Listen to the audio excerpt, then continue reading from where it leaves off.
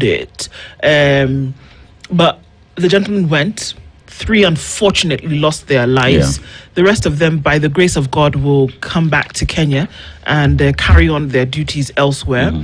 But in terms of what they were asked to do, they did it. And I believe that they did so with valor. And they're able to hold their heads up at one point in the history of their work, career, service. They did what they were called upon to do, and they served. So removing that unit from any kind of politics, any kind of global geopolitical issues, remove it from all of that and say, okay, guys, you were called to do something for that thing which you said you would deliver a life of service. They did.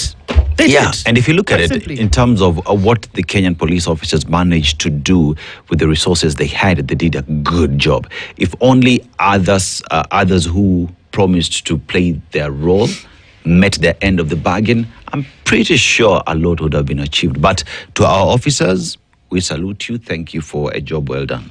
And we welcome you back home, you know. Yeah. Indeed, the tour of duty was well done. Still on, okay. So let's go to the Star. Okay. Question. Where is Raila? What do you mean? Is he lost? Hey, this is the question. Speculations rife that former Prime Minister taken ill, but close associates insist their party boss is in perfect condition. Well, justice delayed, burial denied. Tycoon's son still in morgue. The body of Luka Korir, the son of Eldoret tycoon, has lain at the 10 County Referral Hospital mortuary for 9 months as his family remains locked in a bitter feud over where he should be buried. Oh, for crying out loud. That's the issue? Yeah. Bury him here or not bury him here? My God, okay. I know. MPs probe 34 acres prisons land owned by individuals. MPs are investigating how 34 acres belonging to Langata Women's Prison ended up in private hands. The National Assembly's Committee on Implementation wants to establish how the ownership transfer was executed. You want to tell me they don't know who transferred this land? This land belonged to the prisons, now is in the hands of a private individual. How? Hamjui kabisa. Like a movie every day. Oh my God, I don't even know. Yeah? Hawajui kabisa. Now, police hiring stopped. That as well has been covered by the Star. And the court denies MP Were murder suspects bail. Now, 3 suspects charged with the murder of Kasipul MP Charles Ongondo Were have been denied bail by High Court in Kibera, with the judge citing the risk of witness interference and the need to protect the public interest.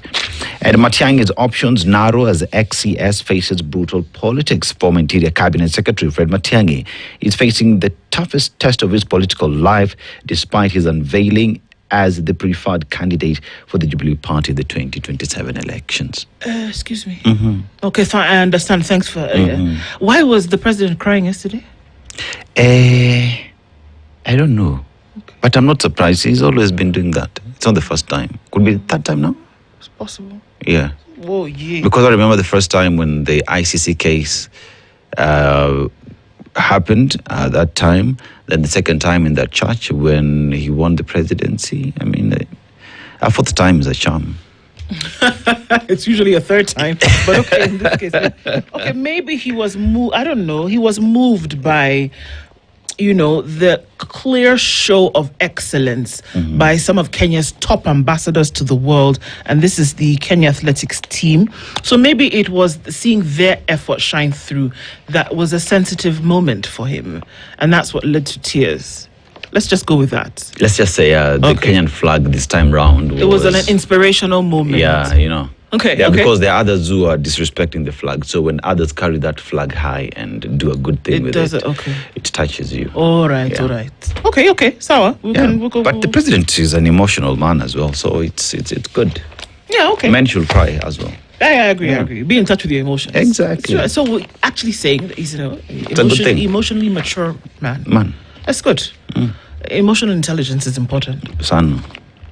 So, people want to know about how these drugs came into Kenya in the first place. We'll look into some of those stories. Let's look into it, yeah. Let me look into it's carried on page 4 of the Standard. So, walk with me here. From a general outlook, nothing betrayed the quiet of Tuesday, May 13th, Tuesday night, at the Jomo Kenyatta International Airport. This story is done by Francis Ontomwa. By all standards, it looked like an ordinary evening with families embracing at the departure halls, trolleys humming across polished floors, crowds moving with usual ease as vehicles snaked in and out of the terminals. It looked every bit the perfect, uneventful night at East Africa's busiest gateway. But it was not. Strategic airport cameras captured what the human eye could not, or perhaps chose not to see. Unknown to scores of travelers at the facility, quietly behind the scenes, something is cooking. One that would soon thrust Nairobi into the heart of an international drug scandal. A foreign national walked into Kenya's supposedly highly guarded international airport carrying a briefcase marked with Class A and B drugs, rather packed with Class A and B drugs that included cocaine worth millions of shillings. With surprising ease, he slipped through departures, carefully shepherded past security checks by airport officials, and within no time, he was airborne, bound for London aboard a British Airways flight to Heathrow. But the smooth run would end on arrival when the hawk-eyed Metropolitan Police Service pounced in an instant. The man was promptly arrested. The Standard Investigations Unit has obtained rare footage of how the operation was meticulously conducted, laying bare the mechanics of a trade many only whisper about, knowing how one of Africa's proudest airports has become a vulnerable crossroads in the international narcotics economy, aided by corrupt officials and compromised systems that give traffickers a free pass. So, the CCTV footage unravels a rare sequence that investigators now describe as a classic handoff used to move narcotics on international flights. And this is how it went down. 9:29 p.m., a man emerges from one of the terminals. He's easy to notice. He has dreadlocks and tucked under a beige cowboy hat, dressed in all black, pulling a suitcase with one hand while clutching a laptop in the other. On his shoulder is a black backpack. Beside him is a bald man, and seemingly composed, escorting him every step straight towards the check-in counters.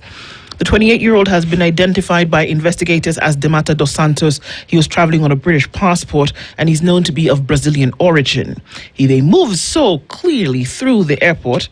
The flight left Nairobi at 23:10 hours from Terminal 1A and arrives at Heathrow at 6:22 hours at Terminal 5. What would unfold over the next hour at JKIA before departure can be described as a textbook case of how narcotics slip quietly through international airports under the nose of officials. I mean, the story goes on, and I'd urge you to get a copy of The Standard and read through this story. And also see, probably to be repeated on KTN at some point. Yeah. This man was escorted through, and I don't mean that somebody was walking by his side. I mean, the person who walked with him was there to ensure that nobody stopped him, number one, and that if anybody was to stop him, they would recognize him, the escort, as somebody who is in law enforcement, so they would not go near him.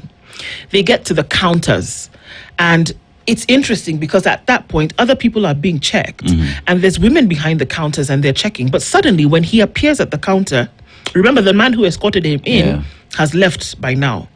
He's escorted to the counter, and suddenly the supervisor in that checking area asks the lady to move over because he was going to do the checking. The suitcase never made it to the top of the table. He finished, went out, boarded the plane and left. So if CCTV footage has captured all of this, then those individuals, you see all of them? Yes, inside they're all that connected. place, they're all connected to this thing. Yeah. Because essentially what you were going to confirm, and then even before that, when this escort had left him at the door, some other guy came looking around for him. They met each other and told him, this is where you come now, because all of the groundwork had already been done. Yeah. For this easy passage out of the airport. So now, what reputation now does Nairobi have for aiding and abetting in these things? How many of them have been let go or let through in that manner? Remember what has happened before on the Kenyan ladies who've been taken advantage of and have been arrested in several countries, having had drugs on them. You know, the story of the lady in Vietnam who was to be hung. Yes. You know, we also have the other lady who was arrested in some other country as well. And you look at the pattern and what this would do to internationally is every person who's leaving Nairobi will have to go extra security checks, because then Nairobi is seen as a point of departure for international narcotics business. That's exactly what's going to happen. Yeah. everybody then is going to be held to stricter searches, especially coming out of Nairobi. And not just that, but at your point of your destination, for you to disembark the aircraft and then go through immigration, they will ask you, where are you coming from? Yes. They will see, of course, where you're coming from. And based on that now, the security checks will even be more rigorous. Yeah. That's what's going to happen. Yes. I am telling you that's what's going to happen now. Yeah. You've seen it before, it's going to happen again. Because remember, when you talk about security checks in Nairobi, so you start with the dogs, you go through the first screening, then you go to immigration. Then from immigration, because you have the hand luggage, you go through another one. You go through a second security check, which is an X-ray again, to confirm that what you have is safe to be on board a plane. Now, all this didn't happen for this individual. What exactly do you think anyone who's now flying to Heathrow, what will they think of anyone who's coming from Nairobi? You are coming with drugs. Extra security checks. Yes, that's it. So it's the little thing that people don't think of, but look at the reputation that leaves a country in. They never thought they would be caught. Yeah. That's the thing. And so now, with the fear that you could be caught, then perhaps people will be a lot more careful or will try to stop. But the truth of the matter that it doesn't paint a good picture for Kenya. It doesn't. It really doesn't. It doesn't paint a good picture at all. And if there's more where this came from, you can just imagine what the public outcry is. And you see, another question that has been asked, I think it's Don Sabwa, no, it's Mtuflani who just asked another difficult question. And how did cocaines get into Kenya to start with? So, that's a good question. And where was it coming from? Yes. You'd be very surprised the routes that these people take to move so that you can hope a trail will go cold. Yeah. That you'll find that very possibly that they've traveled the world to try and make it to London. Yeah. That they've come from South America, gone round. It would be interesting to trace his particular flight plan. And I'm sure the Met Police have already done that in terms of, okay, so he's coming through Nairobi. He's not coming from Nairobi. Yeah. Where did he come from before that? Because he did come to Nairobi earlier on in the year, but he left. Yeah. Where did he go? Where was he coming from? He passed through Nairobi to kind of let the trail go cold. We've read stuff like this. This is what they do. Yeah. That's why Nairobi is known as a transit hub for a lot of this drug movement. But where are they coming from? Yeah, so question is, did he get the drugs here? I doubt it. Did he come with it from elsewhere? Probably. And if it's from another country, that would have meant as well security checks, perhaps the people as well from those countries who allowed him to pass with the drugs into the country. So there is a lot. It's a very, very layered. Yeah. It's very layered. But, you know, these are the stories that we used to hear when we were, you know, kids in the 90s. Because it was big time. And the surveillance that you see today is not... is not now. So, for goodness sake, this is a big deal. It is a big deal. All right. Yeah, so there's this story. You remember the auditor, the whistleblower at Shah, the one who was sent packing? Yes. Yes? Yes. So there's a story on page 3 of the Daily Nation, and accountants now are pushing for whistleblower laws after Shah auditor's removal. Now, accountants have called for the enactment of whistleblower protection laws to safeguard individuals such as Social Health Authority auditor Andrew Rotich, who lost his deputy director position despite exposing a medical billing fraud scheme that led to the closure of 1,300 health facilities. Now, the Institute of Certified Public Accountants of Kenya argues that the removal of Mr. Rotich and 2 other deputy directors is malicious and risks discouraging accountants and auditors from exposing fraud and theft in state institutions. Now, the protest over Mr. Rotich's ouster came as detectives from the Directorate of Criminal Investigations confirmed they have set a 2-month deadline to complete probe into the dossier on the fraud which the Shah auditor helped unearth. So hold on. People who whistleblowers, they blow the whistle. They blow the whistle, yes. What do they do? Pretty much open the can of worms. Right. So he blew the whistle. They fire him. Now they're saying, actually, you know what? He's got some information that we want to then be able to use to find out what's going on. Yeah. But you fired him. But now you want to use him. Yeah. So the DCI wants to use his information to conduct an investigation to get to the bottom of the matter, where 1,300 hospitals, remember, have been shut down because he whistle-blew this. But remember, he has been sent packing by Shah. You know, oh, wait. So I help you. You know, but as brings us to the question, this is an individual who had the nation's best interest at heart. Yes. He blew up the whistle on a problem that is affecting Kenyans, and many Kenyans are unable to get quality healthcare. So he comes out to save face for the government, the ministry, and help Kenyans. But this is the guy that is sent packing. Should he be the one who actually should be given the position of CEO to run Shah? Me. I heard. You realize after you've sent me packing, you sacked me. That's when you realize, actually, wait a minute, that guy is onto something. Yeah. Let's use him. Imagine you will not. First of all, let's discuss how you got rid of me and the reasons as to why you sacked me. And then perhaps now is when you're realizing, actually, you know what? I don't care if it's DCI or I don't care who it is. Yeah. Suddenly you realize that there's something that I could use. I don't blame the DCI here. Yeah. They're doing the investigations. Yeah. But obviously, they've realized that he's onto something. Lawyer up if I were him, but I'm just saying. Okay, let me tell you this story about the socialite. Her name is Starlet Wahoo. A suspected murder weapon, used condom, HIV test kit, blood stains, and a passport were tabled in Milimani High Court yesterday as the prosecution built a case against the prime suspect in the murder of socialite Starlet Wahoo. The images presented by the Directorate of Criminal Investigations laid bare the grisly details of the crime scene inside a South B apartment where Wahoo's body was discovered on the 4th of January last year. Police Constable Alan Joka described the scene from room Y32 at the Papino Apartments, narrating how a security guard saw John Matara, the man who had hired it, leave in a blood-soaked towel. I recorded a used condom, the pack that held it, a knife suspected to be the murder weapon hidden behind the sofa, a handbag, a passport belonging to Wahoo, HIV test kits, and a mobile phone, Joka told Justice Alexander Muteti. The officer also presented 3 photos depicting the deceased body in a pool of blood. Photos 12 and 13 show close-up views of the face of the deceased, exposing injuries on the forehead and left ear. 15 is a close-up of the right leg showing a deep stab wound on the thigh. The injury was significant. Other images captured smeared blood on the bedroom walls and the sitting room, a blood-stained tissue and the personal belongings of the deceased. Rahma Abdul Mudhoni, a receptionist at the South B Hospital, narrated how Matara sought medical treatment on the same night. At around 10 p.m., an injured man came wrapped in a white towel soaked in blood. He himself was bleeding from his arms and his legs. The man identified himself as Frederick Opondo, aged 36. He was kind of rude, Rabina said. Yeah. The nurse asked him about his relatives, but he said he had none nearby and that he does not have a wife. Matara claims he had been attacked by thugs and rescued by Boda Boda riders.